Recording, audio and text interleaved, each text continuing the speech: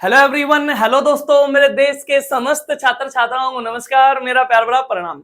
उम्मीद करता हूँ आप सब बहुत अच्छे होंगे, खुश होंगे, मस्त होंगे, एकदम स्वस्थ होंगे और अपने एग्जाम की तैयारी करने में व्यस्त होंगे, ऐसी उम्मीद मैं आपसे करता हूँ। और मैं दीपक आप सभी का दीप लर्निंग पॉइंट के इस ऑफिशियल यूट्यूब चैनल पर तहे दिल से वेलकम करता हूँ। पूरी उत्साह और उमंग के साथ आप सभी का स्वागत करता हूँ और फिर से हाजिर हूँ आपके साथ जीएस रिवीजन की इस महफिल में। जी हाँ दोस्तों, जो ये जीएस की महफिल सजाई जाती है, उस महफिल में फिर से आज आपके साथ हाजिर हूं और बातें करेंगे जीएस के ही कुछ क्वेश्चन मैं फिर आज आपसे पूछने वाला हूं। आप उनके उनके जवाब कमेंट में देते चलेंगे, ठीक है। और उम्मीद करता हूं कि आप अपनी बहुत अच्छी तैयारी कर रहे होंगे। मैंने बताया है आपको कि अभी जो ये वैकेंसियां आई हैं, आज इनकी नोटिफिकेशन आपके द्वार पे है और कल को आप इन नौकरियों के द्वार पर होने चाहिए। जैसे एनटीपीसी आया है, एसएससी जीडी आया है, बहुत जल्दी आपका दिल्ली पुलिस की वैकेंसी आने वाली है, तो आएंगी। मार्च में आई है एक नोटिस, आप देख रहे होंगे कि मार्च में आएंगे, मार्च में आएंगे। आप उस नोटिस को रियल मानो। अगर रियल भी मानते हो ना, तो अभी सितंबर चला हुआ है, सितंबर ये लगा लो आपका बीत गया है सितंबर, आज 23 हो गई है, तो उसके ये लगा लो सितंबर तो बीत ही गया भाई। अक्टूबर बचा है, नवंबर बचा है, दिसंबर, जनवरी और फरवरी, मान लो मार्च में फॉर्म आ जाते हैं और अप्रैल मई में पेपर हो जाता है, तो 6 महीने आपके पास है। और मैं रियलिटी बता रहा हूं, 6 महीने ना अपने आप में ज्यादा नहीं है, कतई भी ज्यादा नहीं है। कभी तुम ये सोचते हो कि सर 6 महीने है, अभी तो बहुत टाइम है, हम काबू पा लेंगे इस सिलेबस पर, ठीक है। और अगर मेहनत करने वाले एस्पिरेंट हो, बड़े अच्छे से अपने सिस्टमेटिक वे में अपना शेड्यूल बनाया है, तो 6 महीने सफिशियंट भी बहुत है आपके लिए, पर्याप्त भी बहुत है। 6 महीने में आप बहुत अच्छे से रिवीजन कर सकते हो। 4 महीने बहुत अच्छे से अपना सिलेबस कवर करो 4 महीने में, और 2 महीने फिर मॉक टेस्ट लगाओ, मॉक टेस्ट लगातार, मॉक टेस्ट लगातार, मॉक टेस्ट। देखो किसी भी एग्जाम से पहले ना मॉक टेस्ट इतने लगा दो, इतने लगा दो कि जब आप वो पेपर देने जाओ तो आपको वो एग्जाम एक मॉक टेस्ट की तरह ही लगे, आपको लगे कि हाँ ये भी एक मॉक टेस्ट ही है। इतनी प्रैक्टिस करो, सिलेबस खत्म होते ही सबसे पहले मॉक टेस्ट पर आओ और रोजाना के 2 मॉक टेस्ट दो और फिर उसका एनालिसिस करो बहुत अच्छे से, तो तैयारी में निखार कैसे नहीं आएगा। समझ में आई ये बातें? जो मैं आपको स्ट्रेटजी बता रहा हूं, इस अकॉर्डिंग ऐसे आप थोड़ी सी तैयारी करो, ठीक है। जैसे आपका इसमें बहुत मैटर करता है आपका शेड्यूल, ठीक है। आप कैसे अपने आप को चेंज कर रहे हैं, शेड्यूल के अनुसार आप चेंज कर पा रहे हैं या नहीं कर पा रहे हैं, सबसे बड़ी बात ये है, ठीक है। चलो, तो आज फिर से मैं कुछ क्वेश्चन आपके यहां पर लिख रहा हूं और आप फिर मेरे को बताएंगे, उनके जवाब देंगे और लास्ट में फिर बताएंगे कि सर मेरा स्कोर ये है, सर मेरा स्कोर ये है और सर मेरा स्कोर ये है, ठीक है। कुछ एक क्वेश्चन आपके लिखने वाला हूं, स्टैटिक जीके की बुक से लिखता हूं और कुछ एक आपके उससे लिखता हूं, दूसरी बुक है, ये लो, इस वाली से लिख देता हूं। चलो, सबसे पहले आप बताएंगे, बुक को यहां रख देता हूं।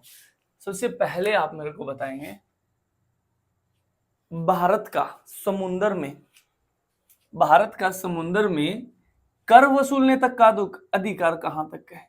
भारत का समुंदर में कर वसूलने तक का अधिकार कहां है? टैक्स कहां तक वसूलेगा? पढ़ाया मैंने ये आपको, ठीक है। इंडियन जियो से क्वेश्चन है। उसके बाद अगला क्वेश्चन आपका रहेगा, आप मेरे को बताओगे कि जो आपकी तवा जो नदी है, तवा नदी, वो किसकी सहायक है? तवा नदी किसकी सहायक है, ये आप मेरे को बताओगे। तीसरा क्वेश्चन आप मेरे को बताओगे, जो बेंगलोर है, बेंगलोर है, ठीक है, वो किस नदी के तट पे है? किस नदी के तट पे है? इतनी सी बातें बताओगे। फोर्थ क्वेश्चन आपका रहने वाला है, जो आपका शहर है जिसका नाम है लखनऊ। लखनऊ, ये तो बहुत सिंपल सा ही क्वेश्चन पूछ लिया मैंने, लो, लखनऊ किस नदी के तट पे? तो बहुत आसान पूछ लिया, ये तो तुम्हें पता ही होगा, ठीक है। उसके बाद आप बताओगे मेरे को, अभी सीजीएल में पूछा गया था कि इंडियन ओलंपिक एसोसिएशन का गठन कब किया गया, ठीक है। इंडियन ओलंपिक एसोसिएशन का गठन कब किया गया? इतनी सी बातें आप मेरे को बताओगे। आप छठा क्वेश्चन मेरे को बताओगे, यूरोपियन यूनियन का मुख्यालय कहां पर है? यूरोपियन यूनियन का हेडक्वार्टर कहाँ पे है, ये आप बताओगे। 7 नंबर पे जो क्वेश्चन रहने वाला है आपका, आप बताओगे मेरे को कि डॉक्टर्स डे भारत में कब मनाया जाता है, डॉक्टर्स डे कब मनाया जाता है, इतनी सी बातें आप बताओगे। अगला क्वेश्चन आपका रहेगा संगीत नाटक अकादमी की स्थापना कब की गई, संगीत नाटक अकादमी की स्थापना कब की गई, इतनी सी बातें आप मेरे को बताओगे। अगला क्वेश्चन आपका रहेगा 9 नंबर पे, बहुत इंपॉर्टेंट क्वेश्चन मैं आपके लिए लिख रहा हूं, आप बताएंगे मेरे को, जो आप यहां से बता सकते हो, बड़ा इंपॉर्टेंट सा क्वेश्चन अगर मैं लिखूं आप बताओगे मेरे को, स्टडी ऑफ लेक्स क्या कहलाती है, स्टडी ऑफ लेक्स झीलों का अध्ययन क्या कहलाती है। अगला क्वेश्चन आप बताओगे मेरे को, किस झील को ज्वेल्स ऑफ कश्मीर कहा गया है, यानी कि किस झील को कश्मीर का गहना कहा गया है, ये बातें आप मेरे को बताओगे। ठीक है, उसके बाद बड़ा ऑनेस्टली रिव्यू देना जनाब, इसमें चीटिंग नहीं करनी बिल्कुल भी कि आप गूगल बाबा से पूछ रहे हो या आप बुक खोल के जवाब दे रहे हो। ठीक है, अगर आप चीटिंग कर रहे हो तो आप अपने साथ कर रहे हो, अपने आप के साथ चीटिंग कर रहे हो। ठीक है, तो चीटिंग नहीं करनी बिल्कुल भी, जितना भी आपका स्कोर है आप ऑनेस्टली कमेंट करके बताएंगे कि हाँ सर मेरा ये स्कोर है। 11 नंबर पे अगर क्वेश्चन मैं आपसे पूछूं तो बहुत इंपॉर्टेंट आपका क्वेश्चन रहेगा, आप बताओगे मेरे को कि पहली महिला खिलाड़ी, पहली महिला खिलाड़ी भारत से जिसने पैरा ओलंपिक में पदक जीता, पैरा ओलंपिक में, ध्यान से सुन लेना पर्सन, पैरा ओलंपिक में मेडल लेकर आने वाली पहली महिला। ठीक है, उसके बाद 12 नंबर पे जो क्वेश्चन आपका रहने वाला है, आप बताओगे मेरे को देवधर ट्रॉफी किस खेल में दी जाती है, देवधर ट्रॉफी किस खेल में दी जाती है, इतनी सी बातें आप याद रखोगे। ठीक है, अगला क्वेश्चन एक और लिख देता हूं यहां पर, फिर आपसे पूछ लेगा बहुत इंपॉर्टेंट क्वेश्चन कि जो आपका प्रोजेक्ट एलिफेंट है वो कब आया है, प्रोजेक्ट एलिफेंट हमारी सरकार कब लेके आई है, हाथी परियोजना कब लेके आई है, इतनी सी बातें आप याद रखेंगे। अगला क्वेश्चन मैं यहां पर लिखता हूं 14 नंबर जो क्वेश्चन रहेगा दोस्तों, आप बताएंगे मेरे को कि जो तख्ते ताउस है, तख्त ए ताउस, उसका निर्माण किसने करवाया था, तख्ते ताउस। ठीक है, मयूर सिंहासन का।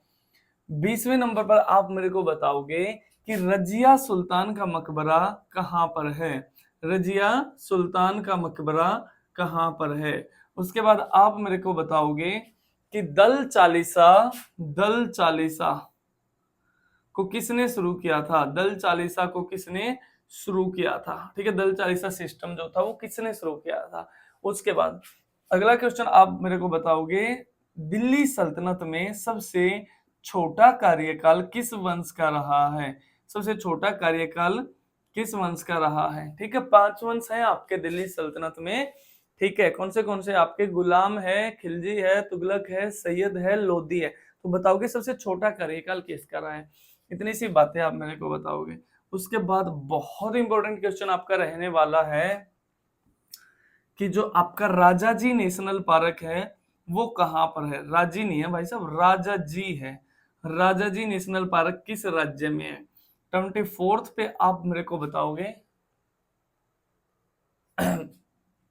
अगर मैं आपसे पूछ लूं, आप बताओगे अचान कमार अमरकंटक बायोस्फीयर रिजर्व कहां पर है, अचान कमार अमरकंटक बायोस्फीयर रिजर्व कहां पर है, किस राज्य में है। फिर आप मेरे को बताओगे, अगला क्वेश्चन बहुत इंपॉर्टेंट रहने वाला है, भारत का पहला मरीन नेशनल पार्क, भारत का पहला मरीन नेशनल पार्क कौन सा है, ये आप मेरे को बताओगे। अगला क्वेश्चन आप मेरे को बताओगे, हल्दी घाटी का युद्ध कब हुआ था, हल्दी घाटी का युद्ध कब हुआ था। ठीक है, नेक्स्ट क्वेश्चन आपका रहेगा साथियों, आप बताओगे मेरे को, इनके ना जवाब जरूर दिया करो। ठीक है, जरूर जवाब दिया करो, चाहे आप एक एक के जवाब ना देके तो आप वीडियो को लास्ट में पॉज करके फिर आप अपनी कॉपी पे लिखे कि हाँ सर मेरा ये भी ठीक है, ये भी ठीक है, ये भी ठीक है, ये मेरे को पता है, ये मेरे को पता है, तो ओवरऑल रिजल्ट जरूर बताया करो। ठीक है, अगला क्वेश्चन आपका रहने वाला है, अगर मैं बुक से कुछ क्वेश्चन ले तो आप मेरे को बताएंगे, जो भारत का नेशनल एक्वेटिक एनिमल है, जो भारत का नेशनल एक्वेटिक एनिमल है, उसका आप साइंटिफिक नेम बताएंगे। जो नेशनल एक्वेटिक एनिमल है यानी कि जो हमारा राष्ट्रीय जलीय जीव है, उसका आपने वैज्ञानिक नाम बताना है। ठीक है, 28 नंबर पर आपका क्वेश्चन रहेगा। आप मेरे को बताओगे पहले एशियाई खेल, पहले एशियन गेम, पहले एशियाई या एशियन गेम कहां पर आयोजित कराए गए और कब आयोजित कराए गए। ठीक है, नेक्स्ट क्वेश्चन आपका रहेगा साथियों, आप मेरे को बताओगे, बहुत इंपॉर्टेंट क्वेश्चन अगर मैं पूछ लूं, अगर आपने पता है तो आप मेरे को बताओगे operation C waves, operation C waves कब चलाया गया था और कहां पर चलाया गया था। इतनी सी बातें बताओगे।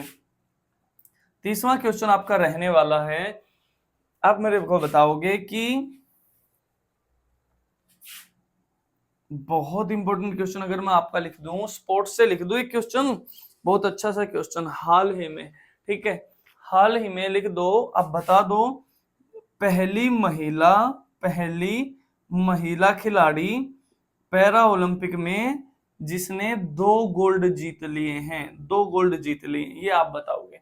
ठीक है, उसके बाद अगला क्वेश्चन आपका रहने वाला है, आप बताओगे, मार्कर चेंज कर लेते हैं भाई। ठीक है, यहां पर लिखेंगे 31 जो क्वेश्चन है, आप बताओगे नाथुल्ला दर्रा किस राज्य में है, नाथुल्ला दर्रा किस राज्य में। ठीक है, नेक्स्ट क्वेश्चन आपका रहेगा, आप बताओगे कि जो टाइगर की जो गणना है, टाइगर काउंटिंग है, वो कितने साल में की जाती है, कितने साल में की जाती है, इतनी सी बातें आप बताओगे।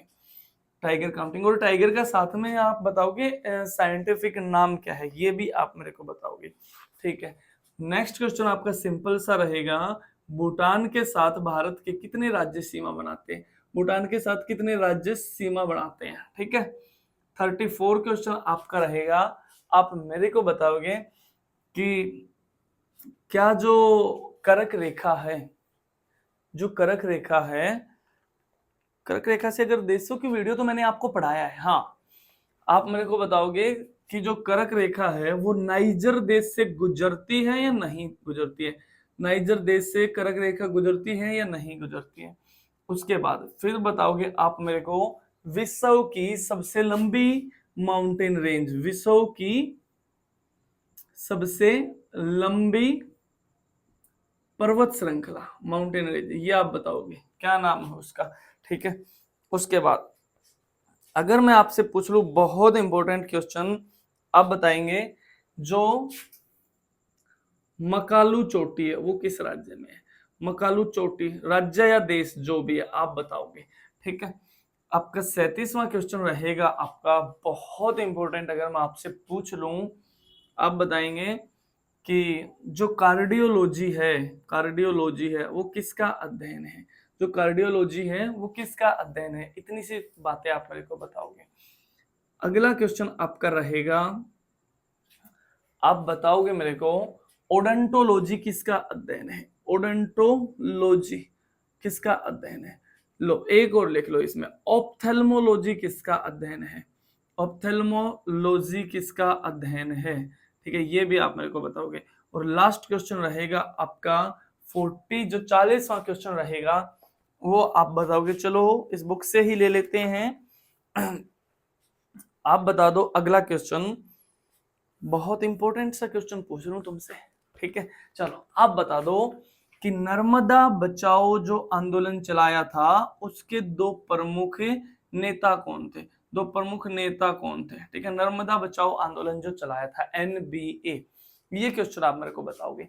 तो ये 40 क्वेश्चन आज आपके रहे हैं, आज 40 क्वेश्चन का टेस्ट है। धीरे धीरे है ना, हम पूरे 50 क्वेश्चन करेंगे। दिल्ली पुलिस में 50 नंबर की आपकी जीएस रहती है, तो धीरे धीरे हम 50 क्वेश्चन ही करेंगे, रोजाना आपको 50 क्वेश्चन दिया करूंगा। ठीक है, ऐसे भी हम वर्क करेंगे। ठीक है, तो आप मेरे को जल्दी जल्दी से कमेंट करके बता दो क्या कुछ कहानी रहने वाली है। तो आज की क्लास ये थी आपकी, और अगर कोई आपको किसी सब्जेक्ट में कोई प्रॉब्लम है तो जरूर बताया करो। मैंने बताया आपको बहुत जल्दी उस पे मैं एक तरह से आपका इंडेक्स तैयार कर रहा हूं कि किस सब्जेक्ट में आपको क्या क्या पढ़ना है, क्या वर्क करना है। उसमें मैं बहुत जल्दी वीडियो आपके लिए लेकर आने वाला हूं। एनालिसिस उस पर मैं कर रहा हूं, तो बहुत जल्दी आएगी। तो लास्ट में एक शायरी आपको सुना दी जाए या नहीं सुना दी जाए? सुना दी जाए सर, ठीक है। देखो मैं हमेशा कहता हूं आपसे, आनंदित मोड में रह के तैयारी करो, ज्यादा सीरियस रहने की आवश्यकता कतई नहीं है, ठीक है।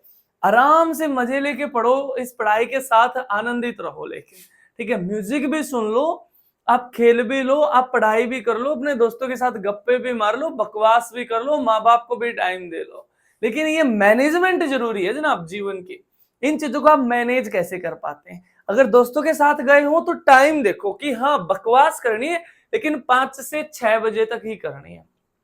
1 घंटे में जितना मन करे उतनी बकवास कर लो, गप्पे मार लो, कुछ कर लो, ठीक है। लेकिन 6 बजे आप घर आ जाओ। 6 से 7 मेरे को डिनर करना है, और या घर में फैमिली को टाइम देना है, माँ के पास बैठना है, बाप के पास बैठना है, पिताजी के पास बैठना है, ठीक है। ये घर की मैनेजमेंट है थोड़ी मोटी जो भी है वो देखनी है। 7 से फिर आपको देखना है कि 9 बजे तक का मेरा पढ़ाई का स्लॉट रहेगा। उस टाइम पे मैं अपने फोन को साइड में रख के बिल्कुल ऑनेस्टली पढ़ूंगा, पढ़ाई करूंगा, ठीक है। तो ऐसा थोड़ा सा अपना शेड्यूल बनाओ, ठीक है। चलो अब शायरी सुना दी जाए, सुनेंगे तो वाह वाह जरूर करिएगा। कुछ ऐसी है कि तकिए भीग रहे हैं खारे पानी से, कि तकिए भीग रहे हैं खारे पानी से, जब से किरदार अलग हुआ है मेरी कहानी से, जब से किरदार अलग हुआ है मेरी कहानी से। और मैं किसी लड़की से अब आंख तक नहीं मिला पाता, और मैं किसी लड़की से अब आंख तक नहीं मिला पाता, और वो अपना लहंगा मिला रही है किसी की शेरवानी से, किसी की शेरवानी से, ठीक है। तो चलिए दोस्तों, मिलना हूं फिर आपसे अगली क्लास में। तब तक के लिए खुश रहो, मस्त रहो, स्वस्थ रहो, अपना ख्याल रखो, अपने घर वालों का ख्याल रखो, और ऐसा ना हो कि वो आपको छोड़ जाए और अपना लहंगा किसी और के साथ जाके मैच करे। तो जल्दी से पढ़ लिख के नौकरी ले लो, और बहुत सारी चीजें हैं जो आपको इस जीवन में आगे जाके और भी जीतनी है, ठीक है। तो पढ़ लिख के जल्दी से नौकरी ले लो, और मिलता हूं फिर आपसे अगली क्लास में। तब तक के लिए खुश रहो, मस्त रहो, स्वस्थ रहो। जय हिंद, जय भारत, वंदे मातरम।